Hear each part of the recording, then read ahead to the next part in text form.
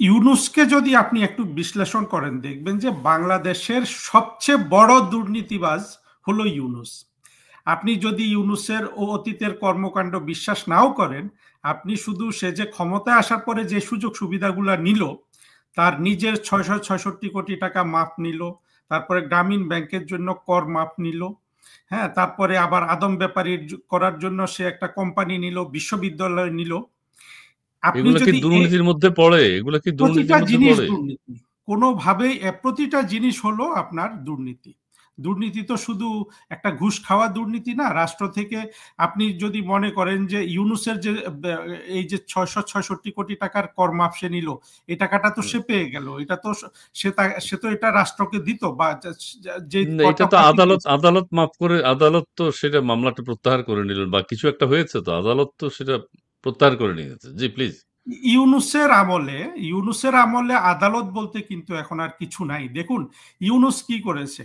ইউনুস আম, যখন সে শপথ নেয়, সে বলল যে সুপ্রিম কোর্ট থেকে একটা রেফারেন্স নিয়ে সে শপথ নিল।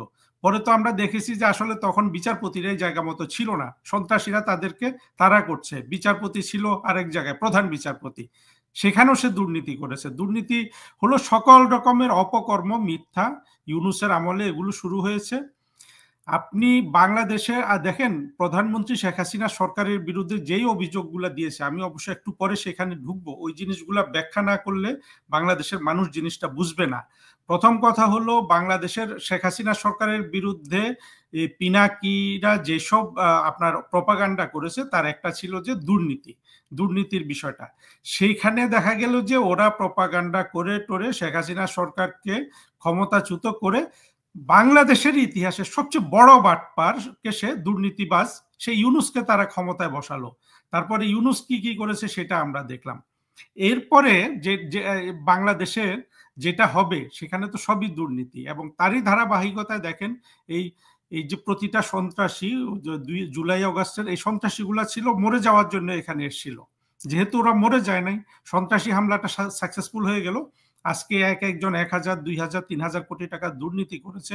একটা একটা 20-22 বছরের বাচ্চা ছেলে, দেখেন তার, যেটাকে নিয়ে আমরা সর্বশেষ দেখলাম যে আব্দুর রাজ্জাক রিয়াদ, তার নোয়াখালীর সেনবাগের বাড়িতে, সে দরিদ্র ছেলে ছিল, তার বাড়িতে বিল্ডিং উঠছে। এটা কালকে আমি প্রথম আলোর নিউজেও দেখলাম। জি। এরা সবাই চাঁদাবাজি করছে। আমরা কি কখনো বাংলাদেশে এত চাঁদা, বিশেষ করে বিএনপি বলেন, এই এনসিপি বলেন, এখন আগের থেকে তো 10 গুণ বেড়েছে সব জায়গায় চাঁদা। সবাই বলছে যারা চাঁদাবাজির শিকার, আপনি যদি তাদের আহাজারি দেখেন, দেখবেন যে বাংলাদেশে কত বেশি চাঁদাবাজি বেড়ে গেছে প্রত্যেকটা ফ্রন্টে। আগে কখনো ডিসি, এসপি এগুলার যে পোস্টিং হতো বিভিন্ন জায়গায়, এখানে তো কেউ ঘুষ খেত না, এখন সেখানেও তারা ঘুষ নিচ্ছে। এবং সব জায়গায়, অর্থাৎ বাংলাদেশের অর্থনীতিকে এবং সমাজের সব ধরনের আপনার বন্ধনকে ইউনুস এবং তার এই ডাকাততন্ত্র জঙ্গিরা আজকে ধ্বংস করে দিয়েছে। আমাদের যদি ডেভেলপমেন্ট হয় সব ক্ষেত্রে, আপনার অসুবিধা কোথায়? আমাদের দুর্নীতিতেও যদি আমরা উন্নতি করতে পারি, চাঁদাবাজির ক্ষেত্রেও যদি আমরা উন্নতি করতে পারি, আহ, একদিক থেকে আলোচিত হতে হবে। আপনি প্রিয় দর্শক, আমি একটু আপনাদের সাথে শেয়ার করি। আমাদের আজকের অতিথি হচ্ছেন রাষ্ট্রদূত হারুন আল রশিদ, এবং আপনারা জানেন যে আমাদের আজকের বিষয় হচ্ছে রকমারি চাঁদা এবং দুর্নীতি। রকমারি চাঁদা ও দুর্নীতি, রকমারি চাঁদার কিছু কথা আমি বলবো। কি কি ধরনের চাঁদা হতে পারে সেটি বলার পরে এই রকমারি চাঁদার ব্যাপারটা আপনি একটু ব্যাখ্যা করবেন। আমাদের দেশে কি কি কারা কারা চাঁদাবাজি করছে, আমাদের সমন্বয়ক ভাইয়েরা চাঁদাবাজের ক্ষেত্রে এগিয়ে এসছে, আপনারা সবাই জানেন, এবং তারা ব্যাপকভাবে চাঁদাবাজি শুরু করে দিয়েছেন। আমাদের হারুন সাহেব বলুন যে কার বাড়িতে নাকি দালান হচ্ছে। আবার এটা তো ভালো এক ধরনের উন্নয়ন। আরেকটা হচ্ছে যে কেউ বলে যে আগে টিউশনই করতো, এখন আবার চাঁদাবাজি করে তারা, গুলশানে আবার চাঁদাবাজি করছে তারা, নানান কথা চলছে। আমি দুই একটা চাঁদাবাজি, একটা হচ্ছে কিস্তিতে চাঁদাবাজি, মানে আজকে 5 লাখ দেবেন, আবার 15 দিন পর 5 লাখ, আবার 15 দিন পর 2 লাখ। হ্যাঁ, কিস্তিতে চাঁদাবাজি, ক্ষুদ্র ঋণের মাধ্যমে চাঁদাবাজি, অল্প অল্প করে আপনি ধীরে ধীরে ধীরে চাঁদা দিতে থাকবেন। এটা হচ্ছে এককালীন ক্ষুদ্র ঋণ। আরেকটা হচ্ছে এককালীন।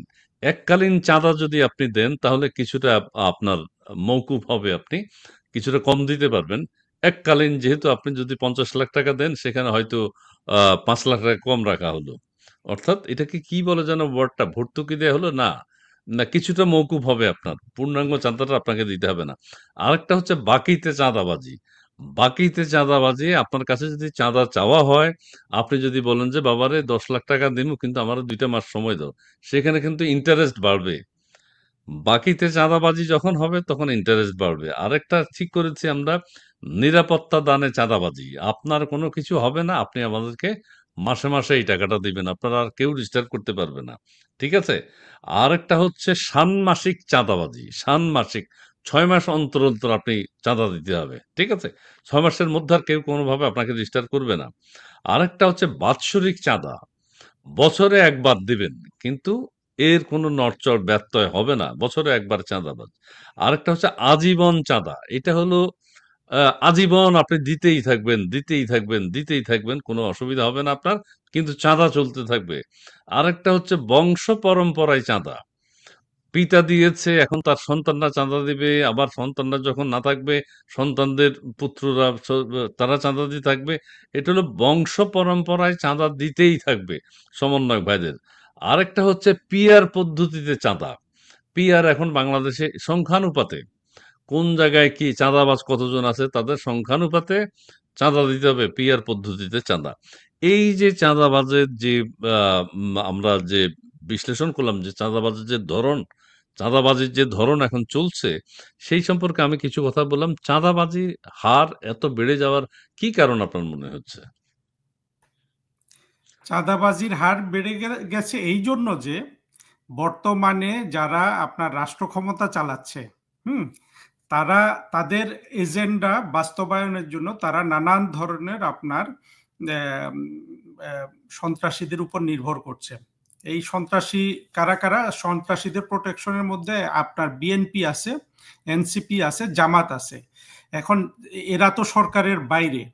তাহলে আপনি যাদের কাছ থেকে প্রোটেকশন নিবেন তাদেরকে আপনি কি দিবেন? তাদেরকে আপনি গণহারে এই বাংলাদেশের সাধারণ মানুষ ব্যবসায়ীদের উপর চাঁদা চাঁদা উত্তোলন করার আপনি ব্যবস্থা করে দিলেন। হ্যাঁ, সুতরাং এই জন্যই আপনার এই এই এই চাঁদাবাজি বেড়েছে। অর্থাৎ ইউনুস সে যে সম্পূর্ণ অবৈধভাবে আছে, এইটাকে আপনার আগে বুঝতে হবে। বাংলাদেশের আজকে চাঁদা সহ সব ধরনের অন্যায্য জিনিস বোঝার ক্ষেত্রে আপনি দেখেন ইউনুসকে মার্কিন যুক্তরাষ্ট্র, এমনকি পাকিস্তানও কিন্তু তাদের যে আপনার ওই যে তাদের যে শুল্ক ব্যবস্থা আছে এটা নিয়ে একটা চুক্তি করে ফেলছে। ইউনুস কিন্তু করতে পারছে না। কেন ইউনুস করতে পারছে না? কারণ ডোনাল্ড ট্রাম্পের গভর্নমেন্ট জানে যে ইউনুস একটা অবৈধভাবে বাংলাদেশের ক্ষমতা দখল করে রেখেছে।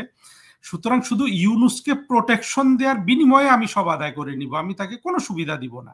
সেই ঘটনাটা ঘটতেছে। ফলে সে কিন্তু কোনো বাণিজ্য চুক্তি করতে পারছে না। অর্থাৎ এখন সবকিছু হয়ে গেছে, একজন ডাকাত বাংলাদেশের রাষ্ট্র ক্ষমতায় বসে আছে, তার ব্যক্তিগত প্রোটেকশনের বিনিময়ে কিন্তু সব কিন্তু বিদেশিরা নিচ্ছে, বিশেষ করে মার্কিন যুক্তরাষ্ট্র।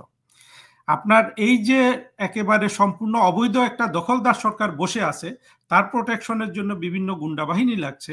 এই গুন্ডা বাহিনীকে তো সে সরাসরি বেতন দিতে পারছে না, সে তাদেরকে বলছে যে তোমরা এই এই চাঁদা তোলো। সুতরাং এটা একটা ইউনুসের সাথে আন্ডারস্ট্যান্ডিং এর মাধ্যমেই এই এই এনসিপি বলুন, যেগুলো মূলত আত্মঘাতী সন্ত্রাসী, জামাত বলুন, বিএনপি বলুন, তারা এই সুযোগটা পাচ্ছে। তবে যা হোক, আমি একটু পেছনে যেতে চাই দুর্নীতির ব্যাপারে কথা বলতে, আপনার যদি পারমিশন থাকে। এইটা যদি আরেকটু আরেকটু বলে ফেলেন চাঁদাবাজি সম্পর্কে। আপনার গুলশানে এক সাবেক এমপির বাসায় দেখলাম, বেশ ওইটা নাকি কিস্তিতে চাঁদা ছিল, কিস্তিতে চাঁদা। আমি চাঁদাবাজের বিষয়গুলো দর্শকদের জন্য আরেকটু বলি, চাঁদার ধরনগুলো। আমাদের আজকের বিষয় হচ্ছে রকমারি চাঁদা। প্রিয় দর্শক, আপনাদেরও যদি কোনো আইডিয়া থাকে সেটা আপনারা শেয়ার করতে পারেন, আমরা স্ক্রিনে দেখাবো। আমাদের সমন্বয়ক ভাইরা যেটা করছে আমি একটু বলে দিই। একটা হচ্ছে কিস্তিতে চাঁদা, আপনি প্রতি কিস্তি শোধ করবেন, চাঁদাবাজ হয়ে যাবে। ক্ষুদ্র ঋণের মাধ্যমে চাঁদা, এককালীন চাঁদা, বাকিতে চাঁদা, নিরাপত্তা দানে চাঁদা, ষান্মাসিক চাঁদা, বাৎসরিক চাঁদা, আজীবন চাঁদা, বংশ পরম্পরায় চাঁদা, পিয়ার পদ্ধতিতে চাঁদা। জি, এটা সম্পর্কে আপনি যদি আর দুই একটা কথা বলতে চান বলুন, তারপর আপনি দুর্নীতিতে যেতে পারেন। দেখুন আচ্ছা, আজ আমি আরেকটা কথা বলি। আমাদের যে উমামা সাবেক সমন্বয়ক, সাবেক সমন্বয়ক এবং পদত্যাগী সমন্বয়ক উমামা ফাতেমা, তিনি বলেছেন যে এই যে সমন্বয়করা যা করছে, অর্থাৎ মানি মেকিং মেশিন হয়ে গেছে। উমামা ফাতেমা বলেছে। ঠিক আছে? উপলব্ধি করতে পারছে, পদত্যাগ করার পর উপলব্ধি করতে পারছে সমন্বয়করা এখন মানি মেকিং মেশিনে পরিণত হয়েছে। জি। সমন্বয়করা এখন কেউ যদি কোনো ভুল বুঝে থেকে মূলধারায় আসে, আমরা তাদেরকে অবশ্যই স্বাগত জানানো উচিত। গত জুলাই জি। আগস্টে আমরা দেখেছি বাংলাদেশের নিরীহ মানুষরাও কিন্তু এই সন্ত্রাসীদের পেছনে গিয়েছে, অনেক তরুণ প্রজন্ম। আজকে তরুণ প্রজন্মের আপনি সব ধরনের স্বপ্ন কিন্তু ইউনূস অলরেডি ধ্বংস করে দিয়েছে। সুতরাং তরুণের যারা আছে তাদেরকে কিন্তু ইউনূস এবং 24-এর জুলাই আগস্টে সন্ত্রাসীদেরকে বিতাড়নে ভূমিকা রাখতে হবে, কারণ ভবিষ্যৎটা তো তাদের জন্যই। হ্যাঁ, আর একটা জিনিস দেখেন, ইউনূস হলো এখানে সমস্যার সবচেয়ে, আরেকটা হলো না, কমেন্টস। বাংলাদেশের হুম। যে মূল সমস্যা, জি, জি, বাংলাদেশ কারা রাষ্ট্র গঠন করবে, কারা রাষ্ট্রটা চালাবে, কোন পদ্ধতিতে রাষ্ট্র চলবে, এগুলো কিন্তু জি। বাংলাদেশের দুর্নীতি বলুন, চাঁদাবাজ বলুন, সব কিছুর সাথে জড়িত। আর জুলাই আগস্টের যে যে সন্ত্রাসীরা আজকে চাঁদা চাঁদা নিচ্ছে, এটা পুরোপুরি আপনার সরকারের পৃষ্ঠপোষকতায় হচ্ছে। আপনি কিছুদিন আগে, আমি বেশ মাসখানেক হবে আগে, আসিফ নজরুল নামে যেই যেই যেই জঙ্গি উপদেষ্টা আছে, সে ওই যে তৃতীয় মাত্রার আরেক জঙ্গি জিল্লুরের ওইখানে এসে বলছে যে সে নিজেই বলে দিয়েছে যে তোমরা চাঁদা তোলো, 2 হাতে চাঁদা তোলো, একদম আপনার রেকর্ডেড।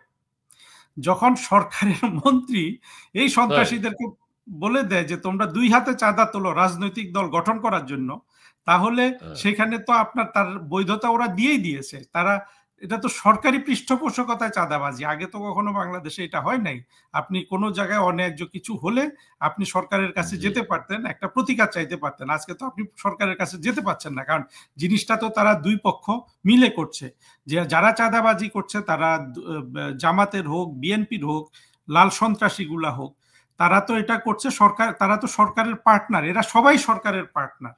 হুম 2024-এ জুলাই আগস্টে যারা যারা এই আন্দোলনে গিয়েছে, হ্যাঁ, তারা সবাই কিন্তু এই সরকারের পার্টনার। সুতরাং এরা যাই করছে, আপনি দেখবেন কোনো না কোনো ভাবে এটা ইউনূসের ব্লেসিং নিয়েই করছে। হ্যাঁ, তারপরে কথা হলো তাহলে 2-4 জনকে ধরলো কেন? কারণ ধরলো যে এগুলোও তাদের মেটিকুলাস ডিজাইনের অংশ। সব সময় কাউকে ধরে কাউকে ছেড়ে, জঙ্গিদের ছেড়ে দিয়ে, একটা ধরে 10টা ছেড়ে দিয়ে রাষ্ট্র ধ্বংসের যে খেলা এরা নেমেছে, শুধু নিজের ব্যক্তিগত আকাঙ্ক্ষা চুরি করার জন্য, নিজের ব্যক্তিগত স্বার্থ হাসিলের জন্য ইউনূস সেটা করছে। সুতরাং আপনি বর্তমানে যে নানান রকম চাঁদার কথা বললেন, যখন জি। রাষ্ট্র কোনো বাধা দেয় না, আইন কাউকে বাধা দেয় না, তখন তো এই ধরনের আপনার অবৈধ কার্যক্রমে ক্রিয়েটিভিটি আসবেই। তারা সৃষ্টিশীল উপায়ে চাঁদা চাঁদা গ্রহণ করছে, যার পরিণামে আমরা দেখতে পাচ্ছি নানান রকমের চাঁদা বর্তমানে অনেক বেড়ে গেছে। বিএনপির নাকি কোন দলের কেউ একজন নাকি বললেন আগে 500 টাকা দিতে হতো, এখন সেখানে 1000 টাকা দেয়। এরকম একজন চাঁদাবাজির কথা বলতেন। এটা হচ্ছে আবার কি সুদে আসলে এটাকে কি বলে, কি বলবো, মানে আগে দেয়া হয়তো 500, এখন 1000। যেখানে 1,00,000 টাকা দেয়া হতো সেখানে এখন 2,00,000 টাকা দিতে হয়। আচ্ছা, যাই হোক, চাঁদাবাজ নিয়ে এবং দর্শকদের মতামতও আছে। চাঁদাবাজিটা বেশ জনপ্রিয় হয়েছে। বিএনপির পক্ষ থেকে অনেক চাঁদাবাজি হয়েছে। এখন সমন্বয়ক ভাইরাও চিন্তা করলেন, আমরা বসে থাকবো কেন? আমাদের যে রাজনৈতিক ধারাবাহিকতা আছে চাঁদাবাজের ক্ষেত্রে, আমরা সেটা অব্যাহত রাখি। এখন বিএনপিকে ছাড়িয়ে আমাদের সমন্বয়ক ভাইরা এগিয়ে যাচ্ছেন। এটাও তো এক ধরনের ডেভেলপমেন্ট। জি, আপনি এবার দুর্নীতি সম্পর্কে যদি আপনার মতামত, বক্তব্য দিতে চান, দিতে পারেন। দেখুন, বাংলাদেশে যে গত জুলাই আগস্টে যে যে ঘটনা ঘটে গেল, এটার জি, উপর আমি একটা জিনিস বলতে চাই। জুলাই আগস্টে যে একটা জঙ্গি হামলা হলো, এমনকি জি, যারা এই হামলাটাকে সমর্থন করে না, তারাও এটাকে জঙ্গি হামলা নামে চিহ্নিত করতে এখন পর্যন্ত পারে নাই। অর্থাৎ হলো বাংলাদেশের মানুষের আপনার রাজনৈতিক চিন্তার যে দন্য, সেটা একটা বিষয় এখানে ফুটে উঠেছে যে একটা সম্পূর্ণ একটা অবৈধ কার্যক্রমের মাধ্যমে একটা বৈধ সরকারকে তারা ফেলে দিল। কোন অভিযোগে ফেললো? যে এরা প্রচুর দুর্নীতি করে। গতকাল আমি রাত্রে একটা ভিডিও দেখছিলাম, ডাক্তার সায়ন্ত নামে এক ব্যক্তি, আপনার হুম, আরেক হুম, ডাক্তার তুষার, এই দুইজন মিলে কোনো একটা টেলিভিশনে তারা টক শো করছে। সেখানে ডাক্তার সায়ন্ত বলতেছে যে শেখ মুজিব বলেছিল যে আমার এখানে চোরের খনি, সেই চোরদের আপনার এই এই উত্তরসূরিরা গত 14 বছর বাংলাদেশকে খেয়েছে। চিন্তা করেন, আওয়ামী লীগের অনুপস্থিতি নিয়ে এই যে ডাক্তার সায়ন্ত বিএনপির প্রতিনিধি, তারা কিভাবে আওয়ামী লীগকে মেলাইন করছে আপনি চিন্তা করে দেখেন। এই যে মেলাইনটা করছে, আওয়ামী লীগ কোনো উত্তর দিতে পারছে না বা তাদের দেওয়ার কোনো প্ল্যাটফর্ম নাই। সেটার প্রেক্ষিতে আমি কিছু তথ্য আপনাকে দিতে চাই। জি, বাংলাদেশ পরপর 5 বার দুর্নীতিতে বিশ্বের সবচেয়ে সেরা দুর্নীতিবাজ রাষ্ট্র হিসাবে চিহ্নিত হয়েছিল। কখন জানেন? এটা 2001, 2001 এক, থেকে, হ্যাঁ। 2, 3, 4, 5 এইভাবে 6 পর্যন্ত, 1 থেকে 6 পর্যন্ত আপনার বাংলাদেশ পরপর 5 বার দুর্নীতিতে জি। 1, 1, 2, 3, 4, 5, হ্যাঁ, হ্যাঁ। হ্যাঁ। আর 6 সালে ছিল থার্ড দুর্নীতিবাজ রাষ্ট্র। 7 সালে আপনি হলো 7, 8, 9, 10, 11। এরপরে আওয়ামী লীগ সরকার ক্ষমতায় আসার পরে আপনার দুর্নীতিতে বাংলাদেশের র্যাঙ্কিং চলে গেল 30-এর ঘরে। অর্থাৎ জি। যেখানে 2001 থেকে 5 পর্যন্ত বাংলাদেশ ছিল বিশ্বের সেরা দুর্নীতিবাজ দেশ, কারা বলেছে? বাংলাদেশের কেউ বলেনি, ট্রান্সপারেন্সি ইন্টারন্যাশনাল, আপনার জি। জার্মান ভিত্তিক একটা এনজিও, হ্যাঁ। তারা পরবর্তীতে আপনি দেখেন এই আওয়ামী লীগ সরকারের আমলে এই সিরিয়ালে বাংলাদেশ কখনো 30-এর নিচে নামে নাই।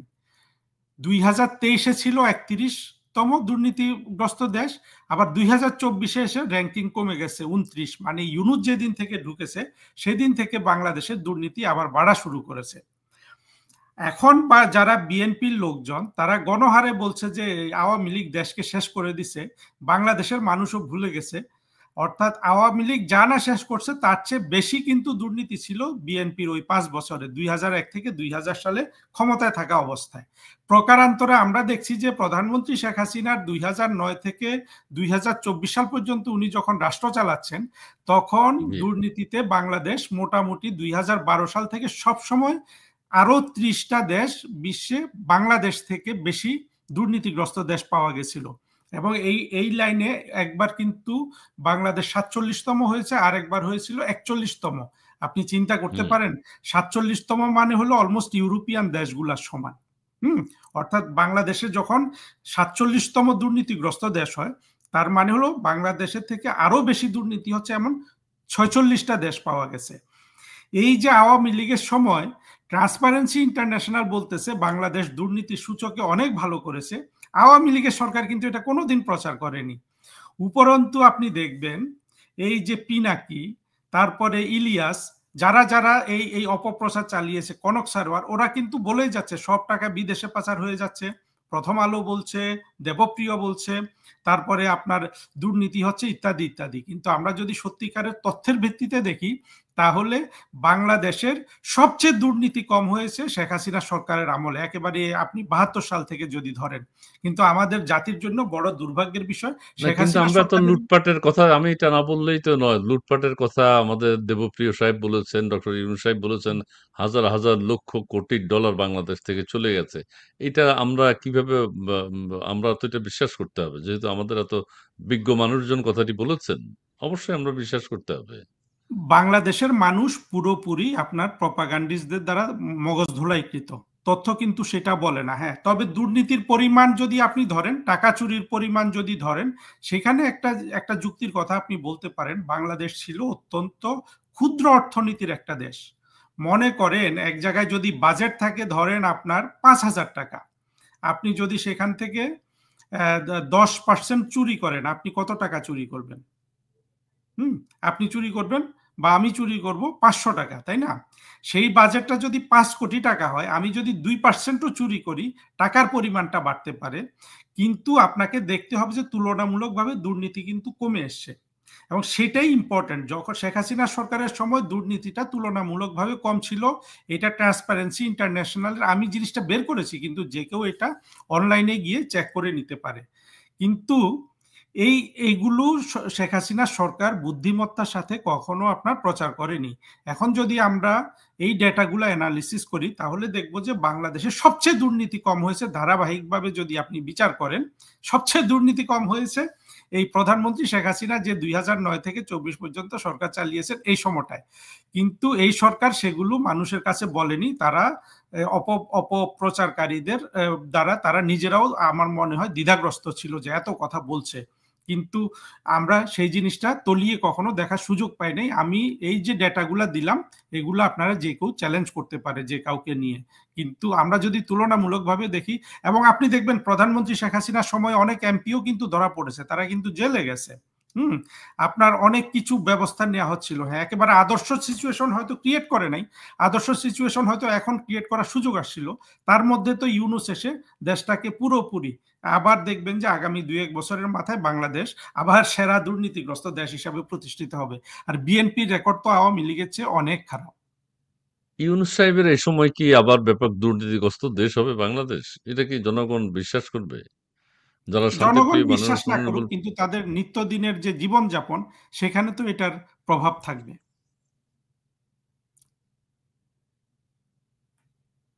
আপনার কথা শোনা যাচ্ছে না। আপনাকে আরেকটা কথা বলি, আপনি কথাটি তুলেছেন যে এই যে নতুন প্রজন্মের যারা সমন্বয়ক, যারা চাঁদাবাজি করছে অথবা যারা জুলাই আগস্ট আন্দোলনের সময় গেছে, বুঝে হোক না বুঝে হোক, হ্যাঁ, তাদের ব্যাপারে ধরেন আওয়ামী লীগের, আপনি তো আওয়ামী লীগ করেন না, কিন্তু আওয়ামী লীগের কি বক্তব্য হওয়া উচিত আপনার কাছে কি মনে হয়? কাদের জন্য? জুলাই আগস্টে যারা আন্দোলন করেছে, বুঝে হোক না বুঝে হোক, নতুন প্রজন্ম, নতুনদেরকে তো কাছে টেনে নিতে হবে, ভুল শুধরে নিতে হবে। হয়তো তারা অনেকে ভুল বুঝেছে এরই মধ্যে। সেই ব্যাপারে বাংলাদেশ আওয়ামী লীগের ভূমিকা কি হওয়া উচিত? বাংলাদেশ আওয়ামী লীগের ভূমিকা এর মধ্যে কিন্তু আমরা দেখেছি, প্রধানমন্ত্রী শেখ হাসিনা থেকে তাদের যেসব অফিসিয়াল ইউটিউব এবং ফেসবুক চ্যানেলগুলো আছে, তারা কিন্তু বলে দিয়েছে যে, অনেকে প্রচার করছে যে শেখ হাসিনা ফিরে আসলে আবার একটা প্রতিশোধ নিবে, তারা কিন্তু সেটা পরিপূর্ণভাবে প্রত্যাখ্যান করেছে। তারা বলেছে যে যা অনেকে ভুল করেছে, এমনকি আওয়ামী লীগের লোকও তো ভুল করেছে, আপনি কিভাবে তারা তাদেরকে গণহারে প্রতিশোধ নিবে? হ্যাঁ, তো গণহারে প্রতিশোধ নিলে আমরা শুনেছি যে এই যে খাদ্যমন্ত্রী এবং কৃষিমন্ত্রী ছিলেন ডক্টর আব্দুর রাজ্জাক, ওনার ছেলেও নাকি লাল বদর হয়ে গেছে। তাহলে তো সেটা সম্ভব না। অনেকে এই এই এই অপপ্রচারে যোগ দিয়েছে এবং মগজ ধোলাইকৃত হয়েছে, অনেক ধরনের অর্থ বন্টন হয়েছে। আপনি জানেন যে বাংলাদেশের প্রচুর নাটকের অভিনেতা অভিনেত্রী, সিনেমার অভিনেতা অভিনেত্রী, লেখক, সাংবাদিক, সাহিত্যিক, যা যা পরিচয় আছে সব লোক কিন্তু লাল বদরদের সহযোগী হয়েছে। কিবা কেন হয়েছে? কারণ ইউনাইটেড স্টেটসের যে প্রেসিডেন্ট আছেন ডোনাল্ড ট্রাম্প, উনি বলেছেন যে এখান থেকে $29 মিলিয়ন ওইখানে নিয়ে গিয়ে তারা সেই টাকাটা ব্যবহার করেছে। এবং দেখেন টাকাটা অনেক ক্রিয়েটিভ ওয়েতে, যেই লোকগুলোকে রাস্তায় নামালে আপনার একটা আন্দোলন অনেক একটা আপনার স্মার্ট রূপ পায়, সেই কবি, সাহিত্যিক, সাংবাদিক, এমনকি আপনি জানেন এরাও নাকি একদিনের জন্য নেমেছিল। এই যে নাটক করে খুব বিখ্যাত লোক মামুনুর রশিদ, সেই লোক পর্যন্ত দেখেন এই লাল বদরদের সহযোগী হয়ে গেছে। আর ইরেশ জাকের, আলী জাকেরের ছেলে, সে তো এই টাকা পয়সা নাকি বন্টনই করেছে তার মাধ্যমে, এটা জঙ্গিরাও স্বীকার করেছে। কোন জায়গায় গিয়ে তারা হাত দিয়েছে? তো এইরকম একটা জঙ্গি উত্থান, এত বড় একটা মেটিকুলাস প্ল্যান, সেখানে সাধারণ মানুষ তো সহযোগী হবেই। এবং প্রধানমন্ত্রী শেখ হাসিনা ইতিমধ্যে কিন্তু সুস্পষ্টভাবে বলে দিয়েছেন, যেসব তরুণ, যেসব কিশোর যারা এই ভুল বুঝে এবং এই জঙ্গিদের সহযোগী হয়েছে, তিনি তাদেরকে আহ্বান জানিয়েছেন সেই পথ থেকে ফিরে আসার জন্য। আমিও আহ্বান জানাচ্ছি। আসলে এরা এরা ফিরে আসলে বাংলাদেশের জন্য মঙ্গল হবে এবং এদের উপর কোনো ধরনের প্রতিশোধ নেওয়া হবে না।